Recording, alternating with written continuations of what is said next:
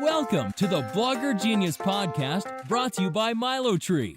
Here's your host, Jillian Leslie. Hey everyone, welcome back to the show. Today, my guest is Kate Erickson. She is the chief implementer at Entrepreneurs on Fire. For those of you that don't know, Entrepreneurs on Fire is a podcast started. Kate and her significant other, John Lee Dumas, started this podcast, I think back in 2012, and they have grown it into a 7-figure business. So welcome to the podcast, Kate.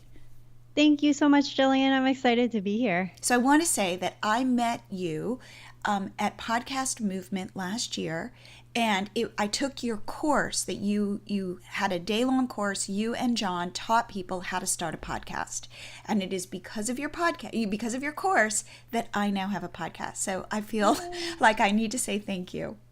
Oh, that's so incredible. You're so welcome. I'm so happy that you were able to be a part of that. That was the first time that we've ever run a workshop like that at Podcast Movement. So I'm really happy to hear that. Congratulations on your podcast. Thank you. And I'm loving it. I'm really loving it. Yeah, So cool. would you tell us how you and John started Entrepreneurs on Fire? And did you think it would turn into what it has turned into when you initially came up with the concept? So we started Entrepreneurs on Fire in 2012. So you nailed it right there in the intro. And actually, so John and I were both working corporate jobs. He was in commercial real estate and I was working in advertising and marketing at the time. And he actually came up with the idea to start a daily podcast where he would interview the world's most successful and inspiring entrepreneurs. And he wanted to do it daily. So he came to me with this idea. He told me that he wanted to quit his job to pursue this dream. And I wasn't really too sure what a podcast was. And I wasn't super entrepreneurial, so I didn't really understand like the vision of like how this would become a business. But nonetheless, I was very supportive. I told him that I thought it was such a cool idea. And knowing John's just like drive and his work ethic, I knew that he was going to make this a success. So he quit his job. He started the podcast.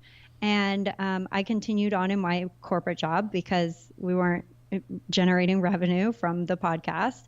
And within 6 months, he had kind of gained some initial traction and momentum, and he started having a lot of listeners. He started having people reach out to him and ask if he offered one-on-one coaching. He started inviting sponsors on the podcast. And at that point, I think that he saw he had a vision for what this could become, and he invited me to join the team. So that was about month 6 that I came on board, that I joined the team.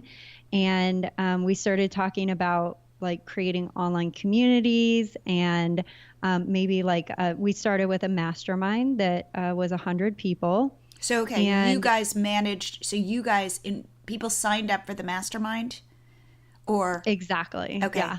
Yep. And that was just kind of like, that was the very first thing that we were like, can this work? Like, are these questions and these things that people keep coming to us with, saying that like they wish that they had a community of people who understood the journey that they were on, and they wish that they could ask others for feedback, and just these recurring things that people kept reaching out to us with was kind of like our first delve into like, can we create a community that solves this pain point, this problem for people? And I think that maybe even then, I don't know that we thought that Entrepreneurs on Fire would be what it is today, but we certainly day by day we're checking back in with like our vision, our mission, and being like, okay, we are on a path that we want to be on, and we should keep going. We should continue doing this. And so when you started your mastermind, so for people who don't know, can you explain what a mastermind is? Sure. So it could take many different forms. I mean, a mastermind could be as few as 2 or 3 people, or it could be as big as like hundreds of people. And it's essentially you and a group of people who have the same vision, the same mission, the same type of goals. For us, it was bringing entrepreneurs together so that they can bounce ideas off from each other, get feedback and support from one another. And in our case, we also provided some tools and resources, a membership site with some video tutorials and stuff like that that could help people on their entrepreneurial journey. So depending on kind of like what industry or niche you're serving, the mastermind could look very different. But in essence, it's people coming together to support and hold one another accountable. Oh, I like that. So I have to ask this question, which is, what has it been like for you working with your significant other? And for people who don't know, my partner is my husband. So we started Catch My Party together back in 2009. And now we've started Milo Tree, which is our app to help grow social media, and now the podcast. So my husband is, he's got my back. So I was curious what it has been like for you guys working together. Yeah, that I love that you say that he's got your back, because I feel like that is definitely kind of a foundational, like, it's really amazing to be on this journey together with John. Before we started working together, we had an amazing relationship, and, we're very much in love with each other. And, but there was always sort of like we would come home at night and he would talk about his job and I would talk about my job. And there's just certain barriers, that are going to be there regardless, because I don't understand his world the way that he does, and he doesn't understand mine the way that I do. And starting a business together, or becoming partners in our business and sharing a vision and sharing goals and sharing a mission, it has really brought us so much closer together than I think we ever could have been otherwise. And it's such a cool experience to have with your significant other, to be excited about the same things and to know exactly how each other feels. So I think that it's been a really amazing experience in that. It certainly comes with its own set of challenges for sure, but every single one of those is so worth it to me, to be able to share that with each other. What would you say the biggest challenge is? I would say turning it off. That's what I would say. That's exactly what I would say. What do you mean by that? We're just both so passionate about what we do, and we love our business and our audience so much that sometimes it can be hard to not want to, make sure that you're there for your community, and that we have so many ideas and opportunities and things that we could be doing. So it can be kind of hard to say, like, you know what, I've been doing this for 12 hours today. Like, it's time to be Kate and John, like boyfriend and girlfriend, and have dinner together and, talk about fun weekend plans or like a trip that we want to take together. Like, it's time to stop talking about business. Yes. Yes. And it's just hard to do because we love it. I'm sure you can relate. Totally. It starts to kind of blur into stuff. And there are times where I'm like, okay, we're going to, we also share a daughter. So that's a good way for us to get off of our business and to go, let's talk about her. Or just definitely. Even like checking, I would say this, which for us, like just checking in with each other, from a more kind of emotional place, rather than, okay, I need you to do this and I've got to do this and that kind of thing, to kind of really definitely have like an off switch. Yeah, I like that. I think it's important to kind of have like those go-tos where you can say, like, because that's kind of been like a thing for John and I since the beginning, is like, if I'm ever talking about business and you don't want to, it's like, the card that we pull, that we say, like, no more, I don't want to talk about this right now. Like, let's be a couple and not business partners. So I think that kind of laying that groundwork, and I love what you had said, is like, maybe it's your daughter that you guys start talking about in order to make that transition back into like a personal life. I think it's important to have those cues, or to have those things that can help you shift the conversation. Definitely. So one thing that I really like about you guys is how transparent you are. So if you go to eofire.com, you guys show your income statements of how you guys are making money, and you guys are making a lot of money. But can you share why you do that, and what you guys learned from that and why it's important for you to share that with your community. So when John first started the podcast, and I was still in marketing and advertising, I was kind of in a place in my corporate journey at the agency specifically where I was helping one of our biggest clients with a rebrand. And a big part of that was like really zeroing in and narrowing in on what their mission was and what they wanted people to say about them when they weren't around. And so I kind of brought a lot of that home and had asked John a lot of those questions when he was starting the podcast. Like, you know, if you imagine 100 people listening to the podcast, like, what is the mission that you have through delivering this content, and what is it that you want them to say about the podcast when you're not around? And we came up with the mission of inspiring millions. And so everything that really helped us as we grew the business to stay true to the fact that what we provide should be inspiring for people. That was our goal. And for John, a big part of his inspiration was listening to others like Pat Flynn and David Siteman Garland and learning from them. And he saw from Pat Flynn that Pat published his income reports. And for John, that was really motivating and inspiring that, you know, here's a guy making this happen. He's creating this business. He's creating freedom in his life. And he's showing people how he does it. Like now that I see the struggles that he faces, the wins that he has, how exactly he's making and spending his money, that's really motivating and inspiring for me. And so we kind of took that cue from Pat and we said, hey, I wonder if we were to share this stuff with our audience, like if they would, you know, that would kind of help inspire them to know that this is possible, to understand what it takes to run a 7-figure business.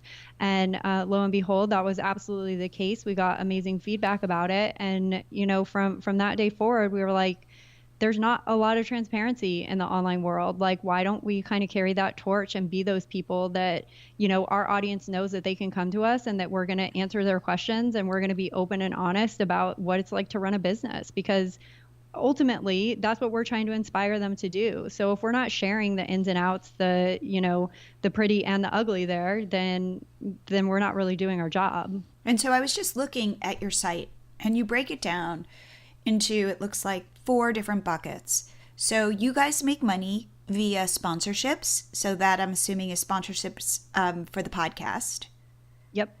And then you guys have an online community for other podcasters called Podcasters Paradise, which is where you have like a bunch of tools and things like that. Am I right? Okay. Yep. It's a membership site with like video tutorials and exactly.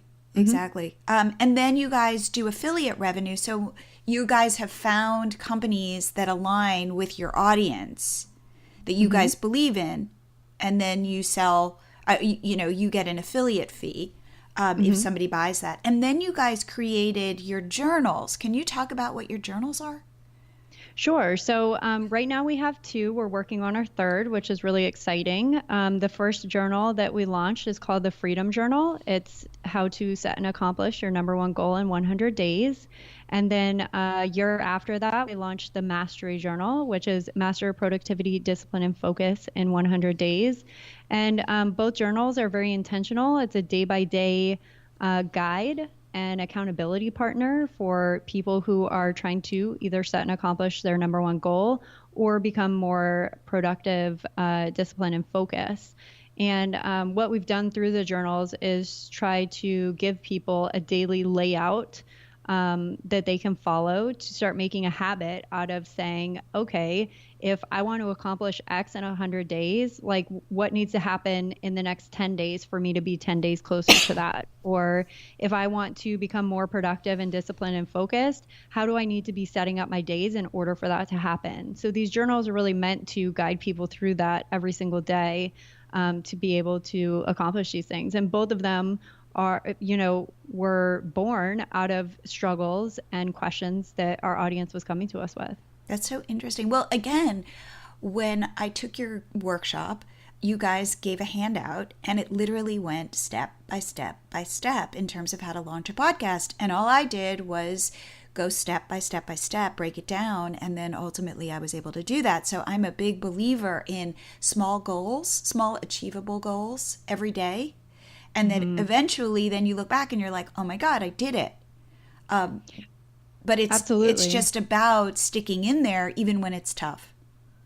Yes, definitely. And I think that that's just what a lot of people need is, the online space can be really overwhelming when you're trying to start a business. There's, a lot of things going on and different things competing for your attention. And sometimes people just need a guide to help them. And so that's, what we tried to do in that workshop that you were in, Jillian. And that's what we try to do with all of our content, really, is to give people a path and a guide that they can actually take and implement so that they feel that progress and they see that progress, because we need that as entrepreneurs. We need to know that what we're doing is making a difference and that it's leading us somewhere, because otherwise you just get frustrated and, feel like giving up. Right. So you talk a lot about systems. Like I think in your own podcast, you had a whole year talking about building out systems. So if you're a blogger, what would you say some of the first systems you would want to put in place? I would say as a blogger, definitely kind of a system for content curation and creation would be a big one. Because I know for me, I'm a writer as well, and I do our blog at Entrepreneurs on Fire. And in the beginning, a big struggle for me was deciding what content to create and knowing that that was the right content to create. So I think that there's certainly a system or a process that you can put in place to not have that feel like it's such hard work all the time. I also feel like repurposing content is a big one. As a blogger, I think it's important to understand that even though you love to write and publish written content on your site, that there might be a whole huge audience out there that is never going to read a blog. And so being able to repurpose that content on social media or through a podcast or through videos to meet your potential audience where they're at is really important when thinking about the growth and visibility that you could have for your business. So I think there's definitely systems and processes to be made in the repurposing category as well. So how do you guys at Entrepreneurs on Fire repurpose your content, for example? So a great example would be our blog. So when I create a blog post, every blog post turns into a podcast episode. So if you tune into my podcast, Kate's Take, you have a blog post that you're referencing, which is directly how I create that podcast episode. So it becomes audio. And then also from that, I create social media content. So Facebook and LinkedIn and Instagram and Twitter, you will see the content being shared on all of those platforms. So it's really just a matter of taking one single piece of content. And, it even starts before the blog post too. Like that blog post might have been created out of an email conversation that I was having with somebody where they asked a really great question that I took a lot of time to answer. And so thinking like, hey, instead of just answering this one person's question via email, which I'm going to do anyways, but why not leverage that content, turn it into a blog post? Why not leverage that blog post, turn it into a podcast?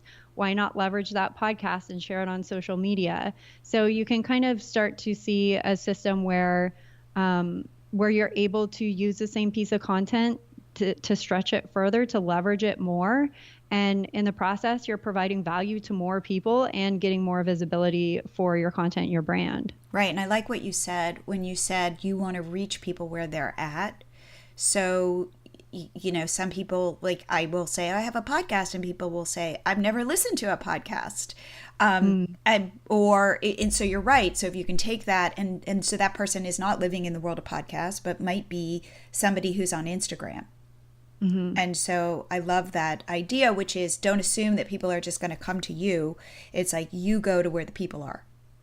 Yeah. And that was my biggest struggle when I first started my blog is I thought that if I started a blog that people would start coming and reading it.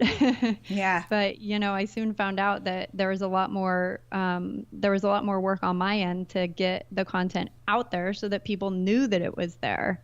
So yeah, definitely. What would you say then that you know now that you wished you knew when you guys were just starting?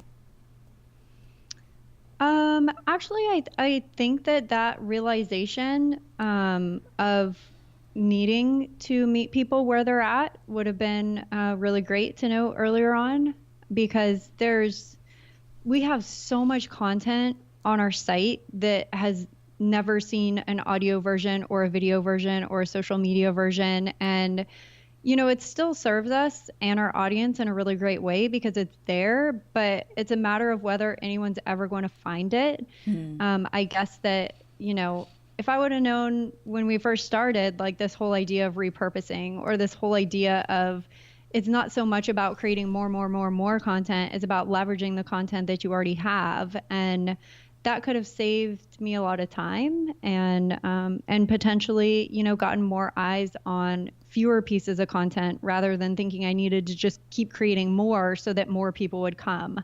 That equation being flipped, I think is an important one to recognize. Yes, for us, 2018 is the year of repurposing. We have so much content on our original site called Catch My Party that we realize that thousands of blog posts, that kind of thing, and that stuff is still relevant. A lot of it is evergreen. And so this is the year for us to go back into our archives and start refreshing what we already have and repurposing it, because there's like all this lost value. Absolutely. And doesn't it feel great? I mean, when I repurpose something, like I feel so much better about the piece of content because I feel like it's working for me versus like me working for it. Yes. Yes, absolutely. Yeah. Okay. So what is one tool that you use every day that it could be in your personal life, in your professional life, that you would not, that you need, that you love? I would have to say the project management software, Asana. I use that every single day it's actually the very first thing that I open on my computer every single day when I sit down to dive into work. And the reason that I love it so much and that I don't feel like I could live without it is I have it set up in a way to where I don't have to think or guess about what I'm going to be working on because I have every single task, every single project, every single due date, every single reminder that I could ever need in Asana. And it also helps me work with my team, which is really great. Right. In fact, I've looked into it. How many people on your team? So we have 5 people on our team, including myself and John. Got it. And so you can put all your projects in there, and everybody can see where things are. Is that right? Yep. And like you can assign specific parts of a project to a team member and give them a due date, and you can comment on it or leave notes. So it's really helpful in that respect that you're able to quickly shoot off like a task or something to somebody else on your team and give it a due date. And it just helps keep everyone on the same page. That's cool. Okay. Do you have one piece of parting advice for our audience to kind of motivate them through the day, through the year, through the journey? I would say to enjoy it. There's been so many times on my journey where, I've gotten either super stressed out or really worked up or really disappointed or really frustrated with something. And, at the end of the day, this is supposed to be fun and we're supposed to be making an impact for our audience and for other people out there. And we can't do that when we're frustrated or angry or feeling down about stuff. So enjoy the journey, appreciate those roadblocks and the times that you stumble as learning experiences, and have fun. Oh, that's great. That's great. So Kate, how could people reach out to you? Everything that we do is over at eofire.com. And I'd love to hear from anyone who's tuning in, who was maybe inspired or had a big takeaway from this episode. My email is kate@eofire.com. Great. Well, thank you so much for being on the show. You're so welcome. Thanks so much for inviting me. If you're trying to grow your social media followers on Instagram, Facebook, YouTube, and Pinterest, plus trying to grow your email list, definitely check out Milo Tree. It is the smart pop-up you add to your blog or your site, and it asks your visitors to follow you on social media or subscribe to your list. Just a couple things. It's super easy to add to your site. We offer a WordPress plugin or a simple line of code. It's Google friendly on mobile, so you don't have to worry about showing pop-ups on mobile. It's lightning fast. It won't slow your site down, and you can grow multiple platforms at once. So check it out, milotree.com. We also offer your first 30 days free.